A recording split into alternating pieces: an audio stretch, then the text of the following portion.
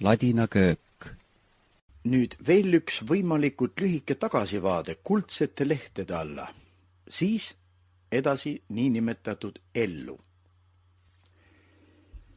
Juba ma istun Tartu Reaalkooli 4. klassis ja asjata otsin vana Reimikest. Teda ei ole seal, samuti puudub ka Djomin, see pliinide hävitaja.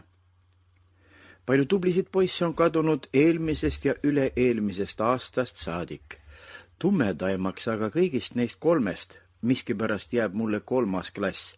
Vähe on säilinud mu meeles sellest ajajärgust.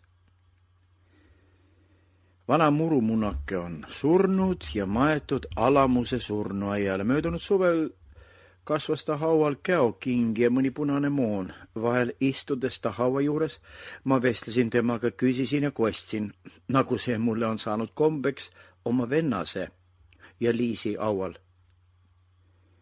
Tihti mulle meenub üks ilus inimene ja siis mul alati on tunne, otse kui nõuaks mu süda avaramat ruumi. Õde Auguste.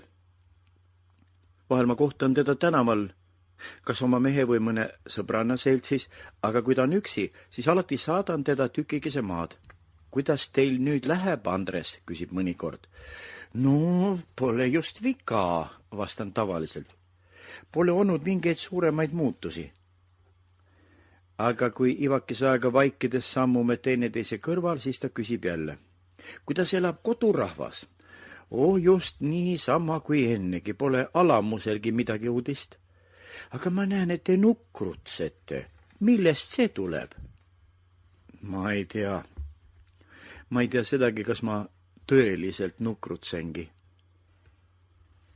Tulgu ometi vahel jälle neile külla, vähemalt pühapäeviti, ärgu jäägu temale võõraks. Ja siis mängib mulle klaverit ja laulab veidi. Tänan, küllap ma tulen. Mulle ei meeldi Auguste mees. Olgugi, et ta minu vastu on väga sõbralik. See pikakasvuline blond energiliste liigutustega noore võitu isand on elukutselt arst ja näib olevat hästi jõukas, mida juba näitab noore abielupaari luksuslik korterisisustus. Ma ei tea kindlasti, millisest rahvusest on doktor Denhardt, kuid arvatavasti ta on sakslane. Juba nimi ja kodune keel vihjab sellele. Ta on laitmatu värimusega ja tagajärjetult ma otsin temalt mingisugust viga, et kuidagi võiksin kahju rõõmutseda Auguste valiku üle. Ja ma taipan, et olen kiivas, olen armukade.